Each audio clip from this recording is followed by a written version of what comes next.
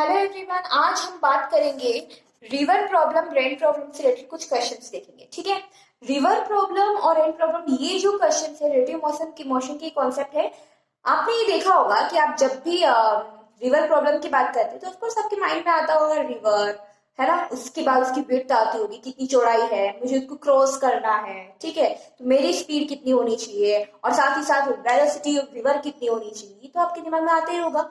Same concept है। और अब ये भी पता होगा कि यार मैं सीधे तो डायरेक्ट चलाने लगाऊंगी, किसी न किसी एंगल पर ऑफकोर्स मैं ट्रेवल करूंगी इस रिवर में। तो पहली बात है कि मुझे या तो मैं कम time period short time period में ट्रेवल करूंगी, या फिर मैं किस में ट्रेवल करूंगी, शॉर्टेस्ट पाथ पे ट्रेवल करूंगी। जब भी आपको शॉर्टेस्ट पाथ पे ट्रेवल करना हो, ठीक है, शॉर्टेस्ट पाथ में मुझे ट्रेवल करना हो तो आपको पता लगाना है कि आपको जैसे पता लगाना है कि मुझे what is the time required to cross the river in a shortest path. Okay, यानी कि आपको पता लगाना है कि आपको शॉर्टेस्ट पाथ में ट्रेवल करने के कितना टाइम लग रहा है। ठीक है, इसके लिए क्या करोगे, डी इजिकल्स टू, मुझे पता है टाइम इजिकल्स टू क्या होता है, D distance divide by velocity. मेरे ऑफकोर्स अगर मैं थीटा एंगल से ट्रेवल कर रही हूँ तो मेरा एक कंपोनेंट वीएम साइन थीटा होगा और एक कंपोनेंट होगा वीएम कोस थीटा। क्लियर है, तो मैं वीएम कोस थीटा से ऑफकोर्स ट्रेवल करते हुए दूसरी जगह दूसरे ऑफकोर्स पॉइंट पे पहुंचूंगी। ठीक है, तो आप क्या करोगे, time is equal to d upon VM cos theta रखोगे। ठीक है, और आप क्या कैलकुलेट करोगे, ये टाइम मुझे रिक्वायर्ड होगा फॉर शॉर्टेस्ट पाथ के लिए। दो तरह के क्वेश्चन इसमें पूछे जाएंगे, एक तो होगा शॉर्टेस्ट पाथ के लिए और दूसरा होगा शॉर्टेस्ट टाइम के लिए। और शॉर्टेस्ट पाथ से जब भी आपको क्वेश्चन पूछा गया है, शॉर्टेस्ट पाथ गिवन होगा उस क्वेश्चन में, तो आपको क्या करना है, पहले आपको क्या करना है, थीटा एंगल आपको पता होना चाहिए। और दूसरी बात कि आपका एक कंपोनेंट वीएम कोस थीटा वाला कंपोनेंट वर्क करेगा। ऐसा नहीं होगा कि आप वीएम वेलोसिटी चल रहे हो 10 किलोमीटर तो आपको 10 किलोमीटर से आप शॉर्टेस्ट पाथ ट्रेवल करके इतने टाइम में पहुंच जाओगे, ऐसा नहीं होगा। ठीक है, तो आपको क्या करना है, जब भी ऐसे क्वेश्चन हो तो टाइम रिक्वायर्ड आपसे पूछ जाए तो D upon VM cos theta करना है। और आपसे क्या आप क्या पता लगा दोगे कि शॉर्टेस्ट पाथ लेंथ पे मैं कितने टाइम पीरियड में वहां पे पहुंच जाऊंगी। क्लियर है। अब दूसरी बात होती है, क्या वीआर और वीएम साइन थीटा क्या दोनों इक्वल होंगे, ऑफ कोर्स इक्वल होंगे। मेरा ये जो कंपोनेंट है वीएम साइन थीटा वाला, ये कंपोनेंट और वीआर इक्वल होगा। ये आपको पता होगा ना कि अगर थीटा अगर मैं वर्टिकली बना रही हूँ तो ये कंपोनेंट साइन थीटा होता है और ये वाला कैसा होता है, कोस थीटा। तो मैं कोस थीटा वाले कंपोनेंट से क्या होगी, ट्रेवल करते हुए शॉर्टेस्ट पाथ लेंथ से ट्रेवल करते हुए नेक्स्ट पॉइंट पे पहुंचूंगी। क्लियर ना।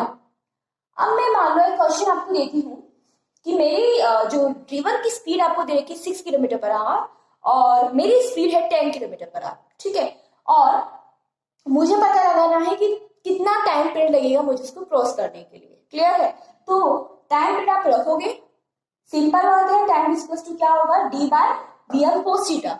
ठीक है, वीएम कोस थीटा ना। अभी थीटा एंगल तो गिवन नहीं है, आप सोचेंगे अब कैसे निकाले थीटा एंगल, तो कोई दिक्कत वाली बात भी नहीं है क्योंकि मुझे पता है वीआर वीएम साइन थीटा वाला ये जो कंपोनेंट है वीआर के बराबर है। तो मैंने क्या किया, VM sine theta equal to VR sine theta की वैल्यू वीआर आपको दे रखी है कितनी, 6, और वीएम की वेलोसिटी कितनी दे रखी है, 10। तो यहां से आप साइन थीटा थीटा एंगल निकालोगे, दैट विल इक्वल टू 3/5। ठीक है, आपको विड्थ ऑफ जो रिवर है वो दे रखा है 4 और वीएम कोस थीटा आपको दे रखा है, तो वीएम आपको वेलोसिटी दे रखी है, कोस थीटा की वैल्यू यहाँ से निकाल लोगे 4/5 से। आपको पता होगा कि हम जो कंपोनेंट होते हैं लाइक 3 है, ये 4 होगा और ये 5 होगा, राइट एंगल कंपोनेंट। ठीक है, 3 4 5 के रेशियो में चलता है, तो कोस थीटा निकालना है तो 4/5 करोगे तो आंसर आपको पता लग जाएगा। और ये कितना आएगा, हाफ एन आवर, यानी कि आधा घंटा लगेगा।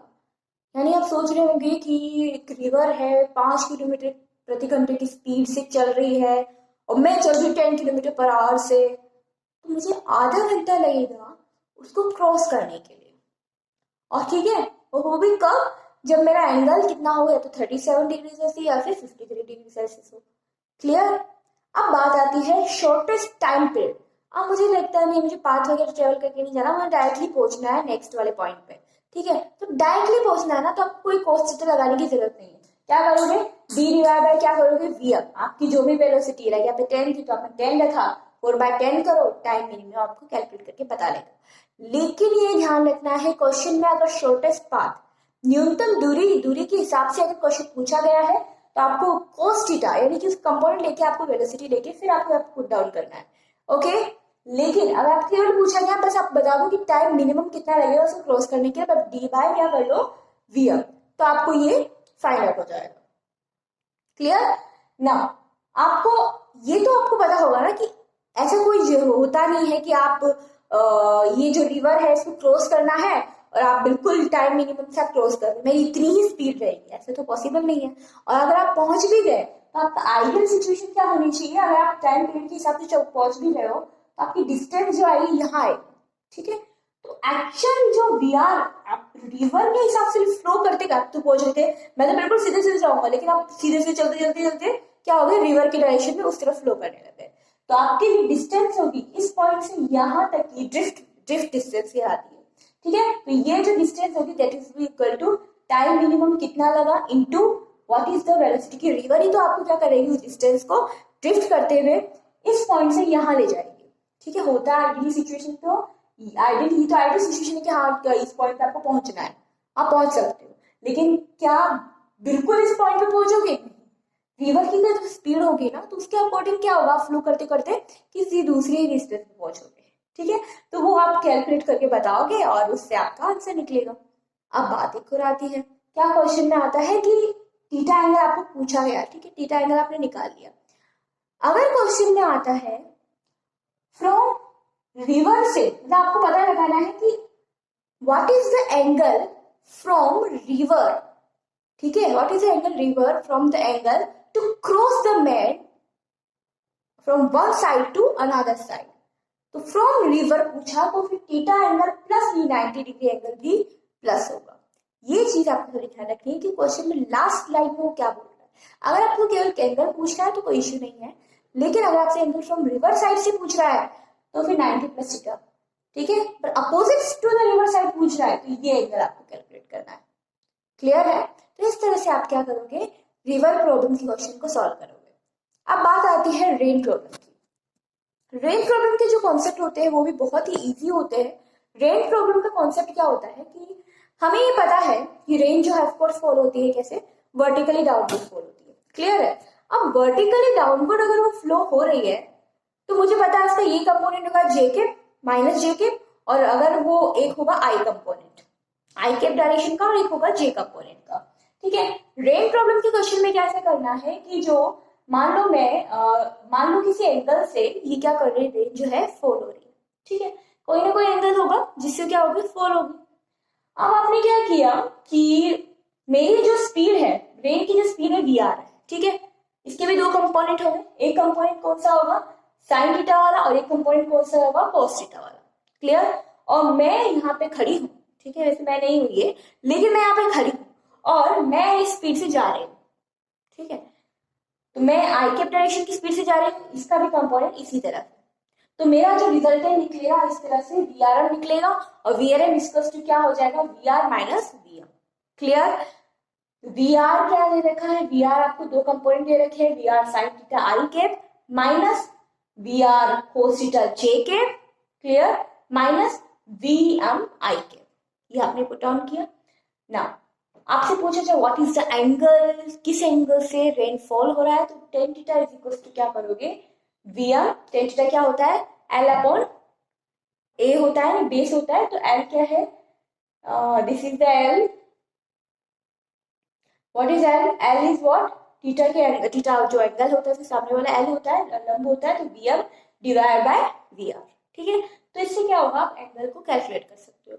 लेकिन कभी कभी आपको पता लगता है कि नहीं, मुझे लग रहा है कि ना जो रेन है ना किसी एंगल से फॉल नहीं हो रही है, ये तो बिल्कुल सीधे सीधे फॉल हो रही है, ऐसा मुझे लग रहा है, मुझे अनुभव हो रहा है या मुझे फील हो रहा है कि नहीं रेन बिल्कुल सीधे जा रही है। ये कब हो सकता है, जब ये जो कंपोनेंट है ये क्या हो जाए, जीरो, यानी कि क्या, ये जो कंपोनेंट है वी आर साइन थीटा और वी एम आई के, ये दोनों जो आई के वाले कंपोनेंट क्या हो जाए, जीरो। तो यहां से भी हम एंगल क्या कर सकते हैं, find out, sine theta is equal to V M upon V R. इस एंगल से आपको पता लग जाएगा कि हाँ, कि इस एंगल पे आप खड़े होंगे तो आपको पता लगेगा कि यस, कि आपको जो रेन है वो फॉल होते हुए दिखाई देगी बिल्कुल स्ट्रेट। क्लियर? अब आपसे क्वेश्चन, आपका मान लो आप बिल्कुल एक प्रैक्टिकली एग्जांपल लेते हैं, ठीक है, कि आप बाइक चलाते हुए या साइकिल चलाते हुए जा रहे हो, ठीक है, और ऊपर से रेन, अब आपसे एक बहुत ही अच्छा एग्जांपल लेते हैं, प्रैक्टिकल एग्जांपल।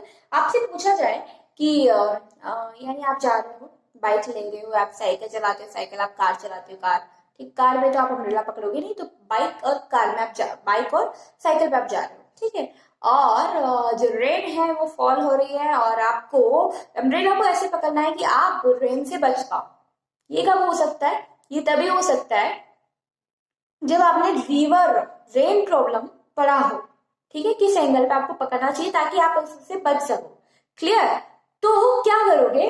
सिंपल सी बात है, आपको पता लगना चाहिए tan theta is equals to क्या होता है, वीएम अपॉन वीआर।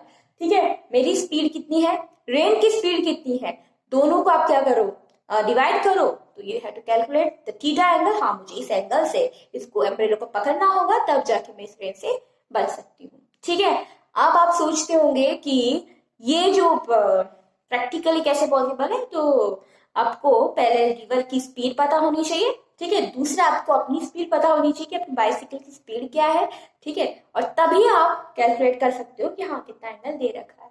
क्लियर? तो प्रैक्टिकल भी पॉसिबल है अगर आपको थोड़ा सा पता हो कि हाँ यार कितनी स्पीड से आ रहा है। क्लियर?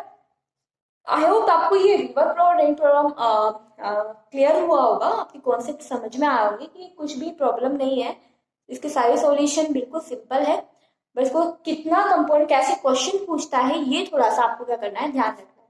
बाकी कोई इश्यू नहीं है, बाकी आप जैसे वी आर पूछता है, V R V M sine theta कुछ भी पूछ सकता है, मतलब ये एंगल पूछ सकता है या फिर आपको वी आर एम पूछ सकते हैं। वी आर एम क्या है? V rate with respect to men. तो आप क्या करोगे, directly V R square minus V M square करोगे और आप क्या करोगे, वी आर पता लगा दोगे। तो इस तरह से ये क्वेश्चंस को क्या करते हैं, पूछते हैं। आई होप ये वीडियो आपको अच्छा लगा होगा। Thank you so much.